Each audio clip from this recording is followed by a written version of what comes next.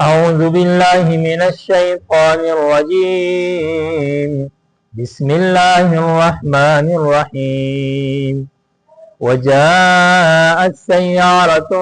فأرسلوا واردهم فأدلى دلوه قال يا بشرى هذا غلام وأسروه بضاعة والله عليم بما يعملون وشروه بثمن بخس دراهم معدودة وكانوا فيه من الزاهدين.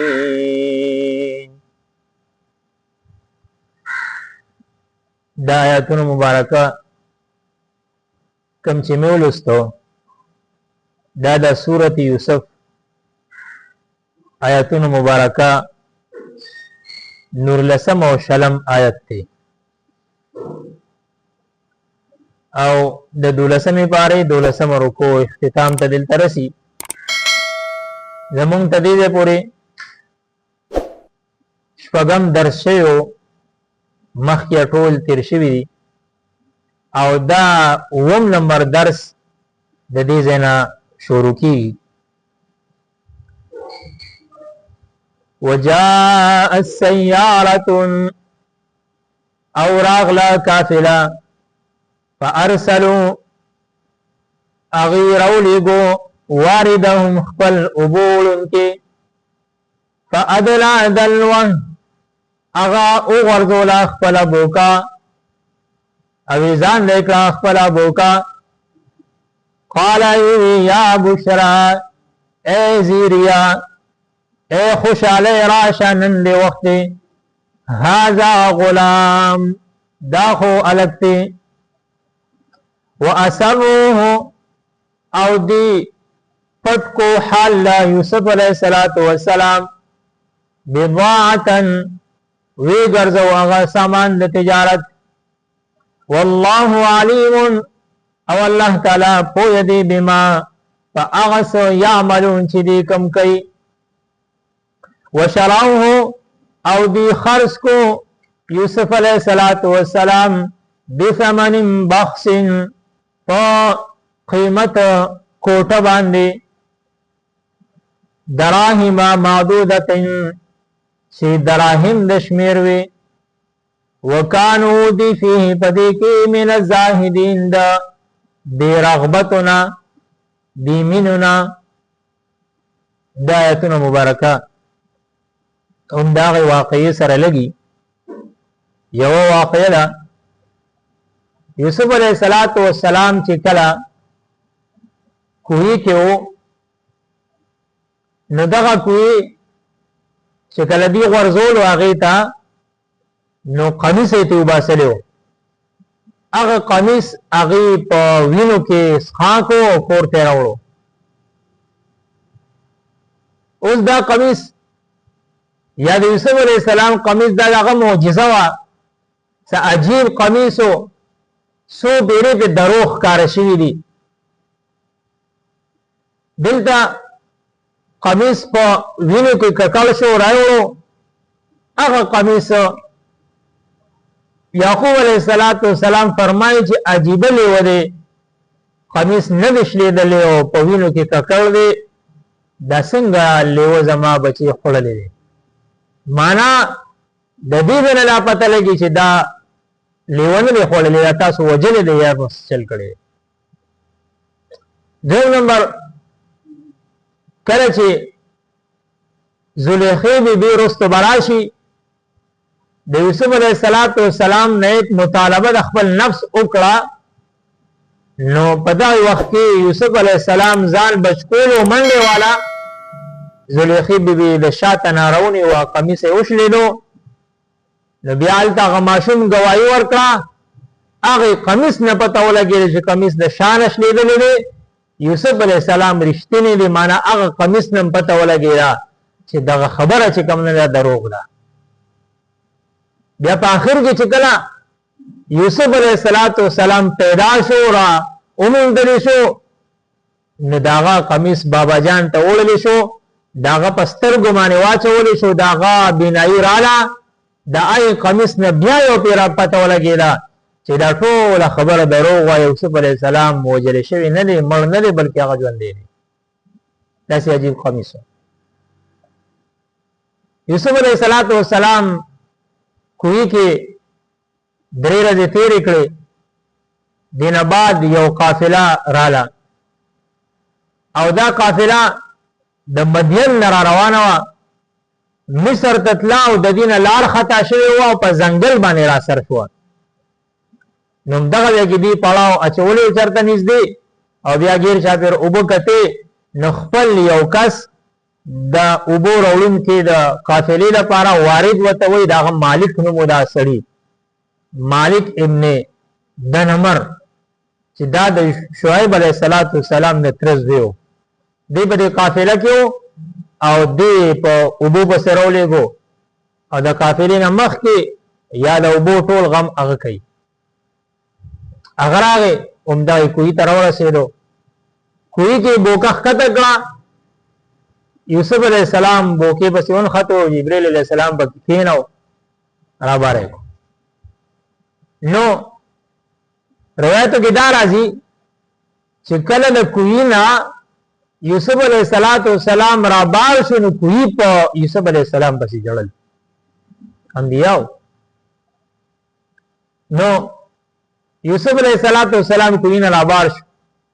چې دې کس دې ولیدو، روم وته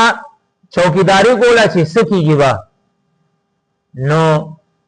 هغه سړی چې څنګه دی وکته چې ښه او حسین او جمیل هلک دی، نو وایي یا بشرا هذا غلام، اے زیریا، اے خوشحاله نن دی وخت حاضر شه، دا خو یو مزیدار هلک دی. واسروه بضاعه، د دې ځای نه ترجمې داسې کېږي چې واسروه د روح د یوسف علیه السلام حال د یوسف علیه السلام پټ کو، بضاعتن او دې سامان د تجارت وګرځولو. معنا داله چې راله په هغه پسې او هغې ته چغې شروع کړې چې دا زموږ غلام دی، غلام دی، دا زموږ نه را تښتېدلی دی، دا را تښتېدلی دی او مونږ د پسې ګرځو. نو هغې ورته بیا وایي چې ښه ستاسو غلام دی تښتېدلی، مونږ باندې خرڅ یې کړی. د دې داسې ظلم نه و چې هسې نه پاتې راته نه شي. نو دې ورته وایي صحیح ده که نه، خو د هغې کې څه مینه رغبت نه و چې دې خرڅ کړي، پیسې واخلي، خو مقصد یې دا و چې دې د دې ځای نه لاړ شي او بل خوا لاړ شي چېرته. نو هغې ورته یې خرڅ یې کړه راباندې، دې ورته یې صحیح ده خرڅ یې کړو. په 20 دراهمو باندې خرڅ کو او 10 روڼې او 2 روپۍ واغستې. نو دا معنا چې دې حال د یوسف علیه السلام پټ کو. او یا دادا و اسروه چې کوم واردان کوم هغه اوبو والا راغلو هغې د یوسف علیه السلام حال پټ کو، قافلې والا ته یې ښکاره نه کو او د تجارت سامان یې وګرځولو چې هسې نه هلته څوک دعوه ونه کړي چې دا هلک زموږ هلک دی، دا زموږ غلام دی، چې څوک را باندې دعوه ونه کړي چې دا موږ له چا راکړې د تجارت دپاره خرڅوو یې. نو بیا یوسف علیه السلام ایران سره روان کو. یوسف علیه السلام هم حیران حیران ګوري، د رونو نه روان کو، څه ویل هم نه شي، ولې رونه خو ظالمانو چې د هغې مرګ نه او د هغه ظلم نه خو خلاص شم، دا خو بلا ښی دا حال. او رونو بیا دته وموې وایي ګورې خیال یې ساته، دې زمونږ هم تښتېدلي دي، مونږ ډېر تنګ کړي وو، تاسو نه چېرته ونه تښتي. داسې عجیب خلک وو، په لاره باندې روان دي، غلام ته جوړ شو، ځان سره نیولې دی هغې. نو په لاره باندې قافلې یو ځای کې پړاو واچولو، دمه یې کوله. یوسف علیه السلام په قضای حاجت په بانه باندې د دین نه لاړو او دغه ځای کې خوا کې د ده د مور قبر و، د راحیل د ده مور نوم و، د هغې قبر و، هغه وفات شوې وه. آیا قبر ته لاړو، قبر ته ناست دی او جاړي فریاد کوي او مور ته د خپل ورونو ټولو شکایت ولګولو چې ای مور بیبي، او د هغې قبره خاورې رالي په خپل سر باندې اچوي او جاړي په جړا کې ای مور بیبي زما ورو ما سره څه حال وکړو، زما سره کوم ظلمونه کړي دي، زه یې چې کوم من خرڅ کړم او زنن چې کم نه دی حال تر ورسېدم. په دغه حالت کې دی د مور د قبر سره ناشته په دې کې قافلې والا روانې دو د قافلې کسان ته پسې ګرځېدو حکس د پسې راغې او دته وسه کې شابه راځه یو گزار ته وباسو چې څنګه گزار وباسو طوفان راغې یو بد حال راغې ارسه تبا کېده تر دې چې او خان نشو ټینګې دي د قافلې مشر وی په غلام باندې چا ظلم کړی دی خلق غلی دي بیا چې کوم نه आवाज ولګولو په غلام چې ظلم کړی دی او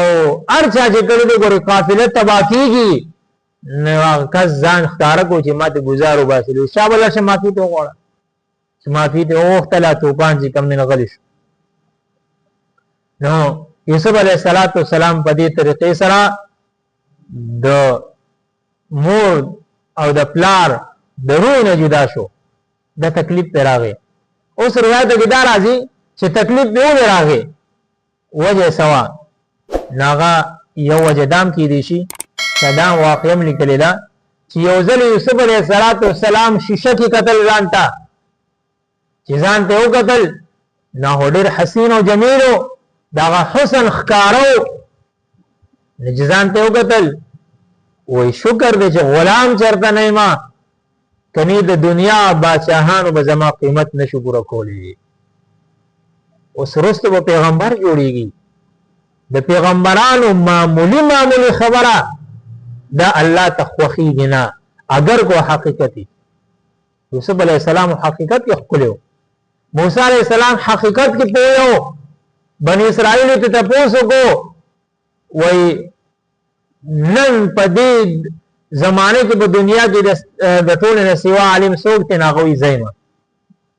ناغه ټیک ته او پیغمبر جلیل القدر پیغمبرو الله ته دا خبره خو نه شو وته شابه سفر وکا حضرت علیہ السلام ته ولېګو چې تا سلام فاتح رجاغو دا داوود خپل نه ده اگر کو حقیقت کې سملا یوسف علیہ السلام حقیقت کې اگر کو حسین او جمیل ہو ولیکن دا خبره چې وکړه چې زه خدا سے خیسته ما چې د دنیا بادشاہان کو چرته غلام زما قیمت نشو ورکولې الله ته دا خبره خو نه شو الله په داسې حالت راوستو چې په شل روپے باندې خرج د یوسف علیہ السلام باندې تکلیف راغی یا چې ګمنو یعقوب علیہ السلام باندې تکلیف راغی ولې راغی نه هیڅ روایتو کې دالی کی چې یعقوب علیہ السلام سره ملمن استه دا ملمن روزه مازیګر وخت شو ملمه به زه کور ته زم رخصتېږم هغه ته روان شو رخصتي ولا ورکړه ما خام رو جماعت له ټیم ډیر دی په دغه باندې ته الله خپه شو چې دا څنګه ملمه دی رو جماعت ته اشاره نه کو یعقوب علیہ السلام خیال حال کړو چې هغه کې تا دا ملمه ځان سره ملمه نکو زاغې د وجنات په تکلیف راغی یوسف علیہ السلام ته جدا شو چې کله بیا کله پیدا کېدو داغه نو وخت جبرئیل امین علیہ السلام راغی یعقوب علیہ السلام ته فرمایي و دا تکلیف درمانه ول راغلی خبره وینا ودا تا سموده مخ کې اوس خیال حل کړو ملمت دې کې ست نو کړی نو سبا کېږي وې تکلیف لرکول غواړي وې او لرکول غواړم وې خیال حل کا او خیراتی کا الا بستانه تکلیف درکې نو معنا دا چې د انبیاء معمولی خبره الله ته بخوخ نه وشنا اگر که گناہ غلطی نه ده ولیکن د کدا بعضی خبرې داسي چې زمون په حق کې گناہ نه زمون په حق کې گناہ ای ولیکن هغه په حق کې دا چې کوم نه خبرې گناہ نه خو لیکن الله ته خوخ نه الله ته خوخ نه نو دی وجنا یوسف علیہ السلام باندې تکلیف راغی فیعقوب علیہ السلام باندې راغی او دې حد ته ورسېدو چې قافله رااله او هغه د کوی نه راوچت کو او غلام ته جوړ کې ځان سره کو ځان سره مصر ته بوتلو. واخر دعوانا الحمدلله رب العالمین. دین بعد میں انشاءاللہ باقی واقعہ آئندہ درسونو کی چې کوم نه بیا وایو.